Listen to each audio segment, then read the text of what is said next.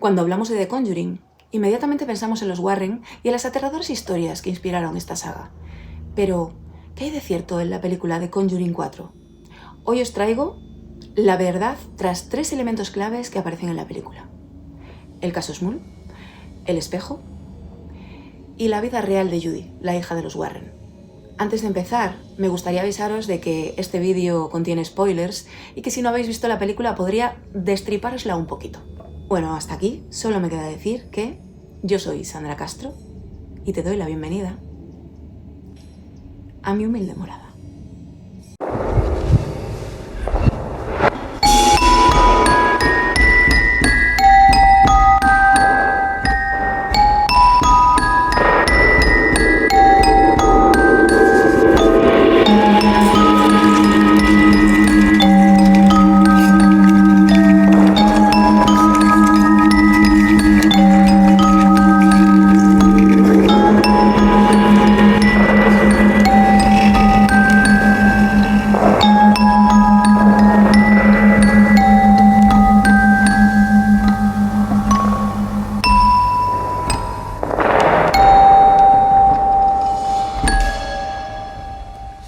En 1974, Jack y Janet Small se mudaron al 328 y 330 de la calle Chase Street en West Piston, Pensilvania, junto con sus 4 hijas y los padres de Jack, John y Mary, después de haber sufrido inundaciones en su anterior domicilio de Wilkes-Barre. La casa era una vivienda de 2 pisos, dividida en 2 viviendas por dentro de unos 100 metros cuadrados aproximadamente. Estaban construidas en espejo. Esto quiere decir que la división era al medio y que las 2 partes eran completamente iguales. Estas 2 partes tenían además 2 plantas. Las 2 aparentemente tranquilas, pero con el tiempo comenzaron a ocurrir sucesos muy extraños. En un primer momento los sucesos fueron leves. Los electrodomésticos de la cocina fallaban sin explicación, aparecían manchas en las paredes y en el suelo que, aunque se limpiaran enérgicamente y en profundidad, volvían a aparecer. Y se escuchaban pasos y golpes en las habitaciones vacías. Mis padres lo ven y a veces oyen un latido y cuando están durmiendo se abren las puertas del armario. Nada que hiciera sospechar lo que venía después, ya que la casa era antigua y todos esos ruidos y esas cosas que pasaban se podrían achacar a fallos y ruidos atribuidos por el tiempo. Pero con el tiempo los fenómenos se intensificaron. Los Small comenzaron a percibir olores nauseabundos, como a carne podrida o basura en descomposición, que aparecían y desaparecían sin motivo aparente. Los golpes en las paredes se hicieron cada vez más violentos. Los muebles se movían y arrastraban solos, y los cuadros caían repentinamente. Lo más aterrador fue cuando las manifestaciones comenzaron a ser físicas. Janet asegura que en una ocasión, estando con su marido acostada en la cama, comenzó a notar cómo la ropa de cama se movía y se deslizaba por su cuerpo y el de su marido, y acto seguido notó como unas manos invisibles agarraban sus piernas y tiraban de ella hacia el suelo. En otra ocasión, cuenta el matrimonio que, estando también dentro de la cama, pudieron divisar en el fondo de la habitación como unas sombras negras, y en ese momento los 2 miembros del matrimonio comenzaron a flotar en el aire hasta llegar a una altura de 2 metros. Después de eso, una fuerza invisible les hizo caer con fuerza sobre la cama. Pero Jack fue más allá. Confirmó que había sido víctima de un ataque sexual por parte de un ente maligno.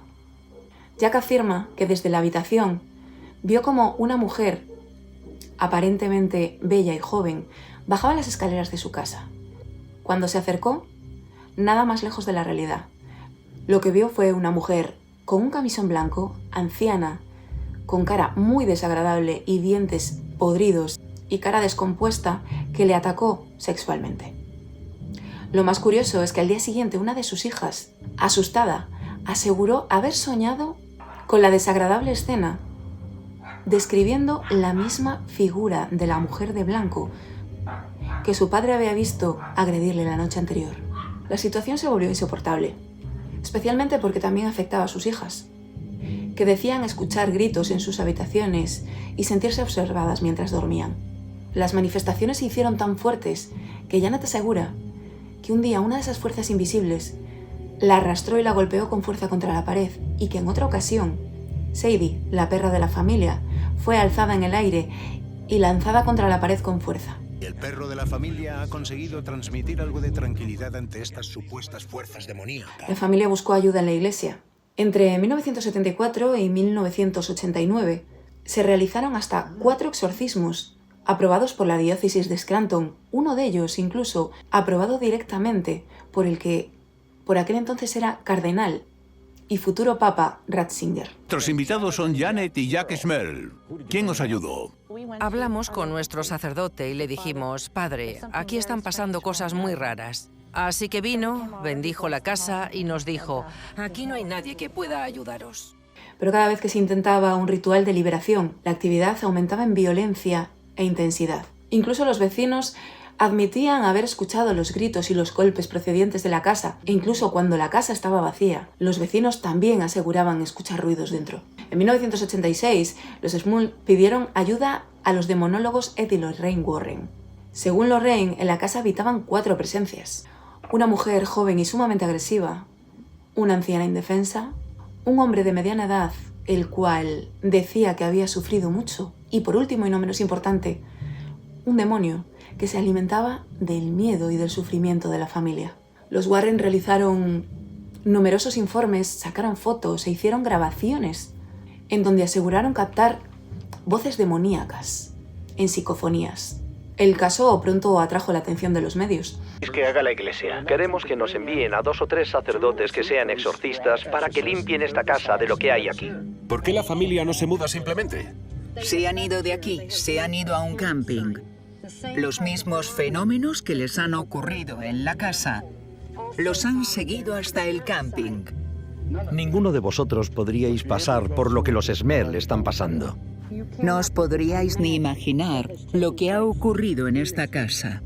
Como experta, ¿cuánto tiempo cree que la familia podría seguir viviendo aquí? Por cómo se encuentra la familia hoy, creo que no podrían ni con lo que resta del día.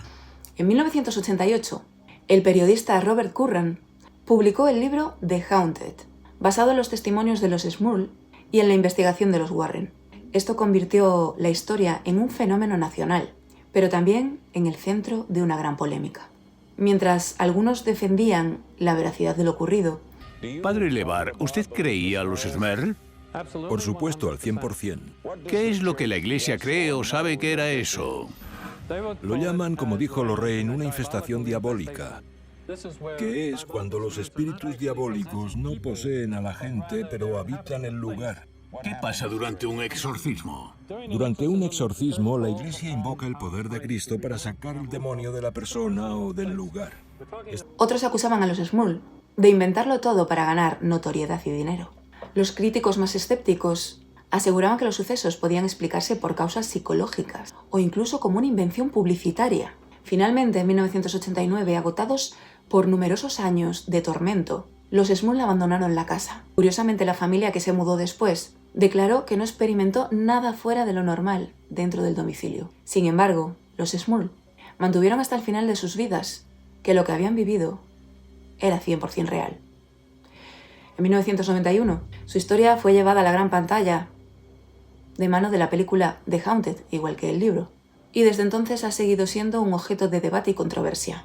Hoy en día, se considera uno de los casos más polémicos y controversiales según los expertos, y además es una de las principales inspiraciones para la película de The Conjuring 4. Y como último apunte, he intentado buscar la casa en Google Maps, Google Earth, de todas las maneras posibles, en todos los mapas que se me han ocurrido, y curiosamente no hay una imagen directa de la casa.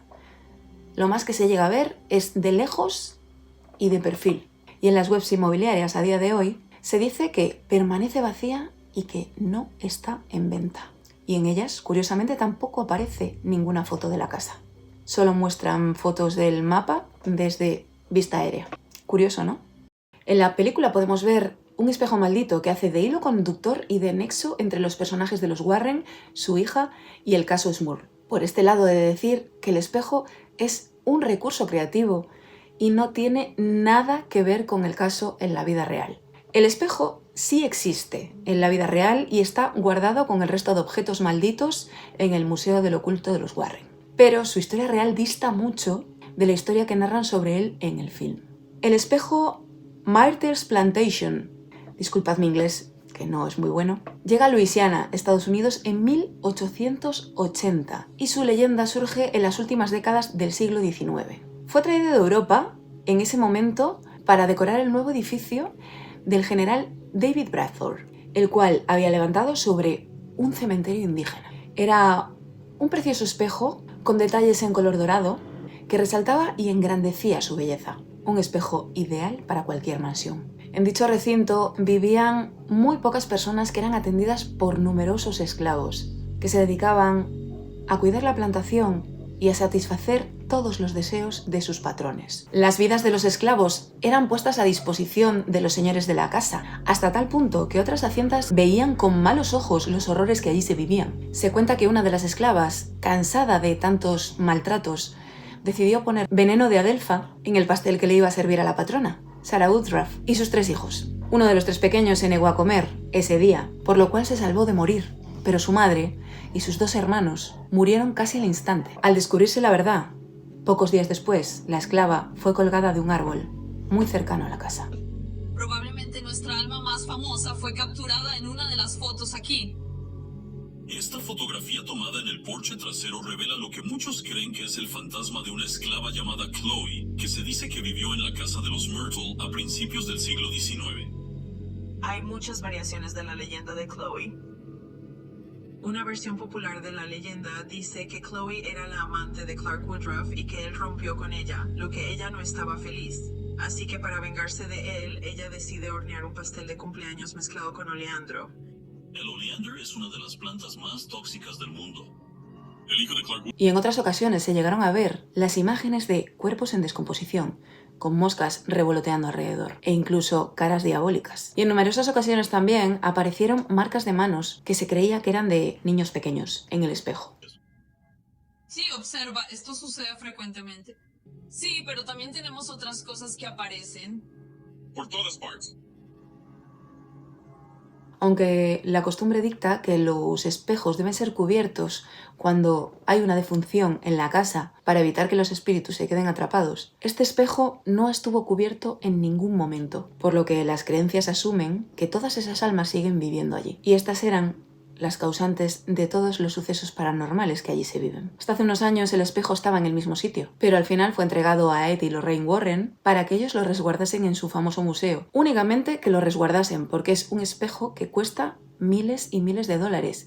Simplemente lo querían tener guardado en el Museo del Oculto para que no diera problemas y no asustara a los usuarios del hotel, que a día de hoy la mansión de la plantación Myrtles es un hotel. Los Warren contaron en una entrevista que el traslado del espejo fue muy difícil y que casi les cuesta la vida. Dicen que cuando lo transportaban a su casa de Connecticut ocurrieron una serie de incidentes extraños. Una de ellas, que fue bastante grave, es que pincharon una rueda, pero fue de una forma tan brusca que incluso casi vuelcan. Luego también dicen que durante el camino se encontraron con el mismo camión y ese camión les arrojaba barro al parabrisas en repetidas ocasiones, lo que eso les dificultaba mucho la visibilidad y ponía en riesgo sus vidas. Fue como si el espejo intentara evitar que llegáramos, relataron en una entrevista a los Warren. Finalmente, lograron encerrar el artefacto en el Museo del Oculto, donde aún permanece bajo estrictos cuidados.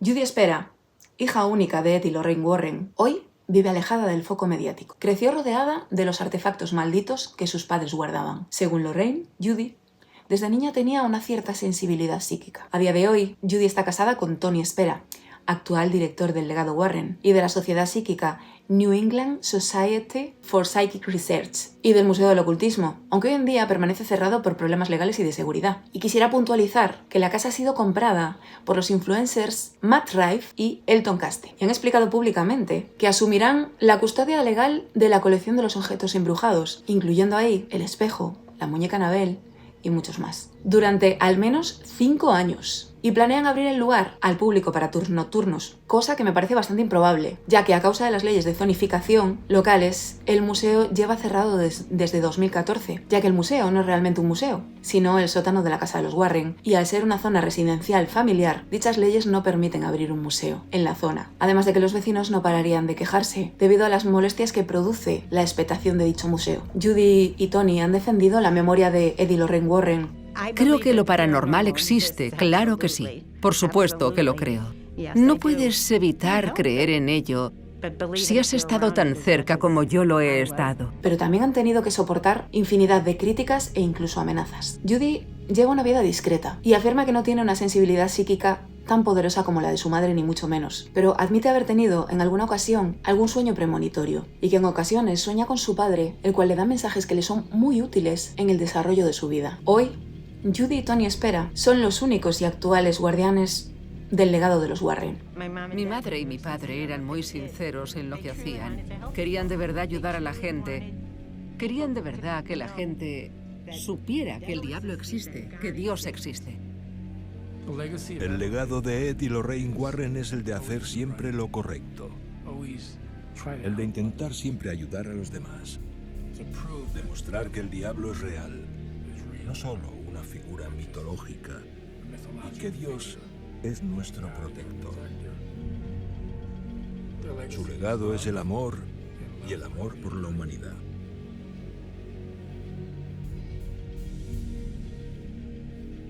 Y además son altos cargos y miembros activos de la New England Society for Psychic Research y quizá son las últimas personas que sepan toda la verdad que hay detrás de esos 750 objetos que a día de hoy aterrorizan al mundo. La saga de Conjuring mezcla cine y realidad, pero lo cierto es que detrás de cada película sigue habiendo historias 100% reales que siguen generando un gran debate. ¿Fueron víctimas reales del mal o simples mitos alimentados por el miedo? Vosotros tenéis la última palabra. Dejadme aquí abajo en comentarios vuestras impresiones.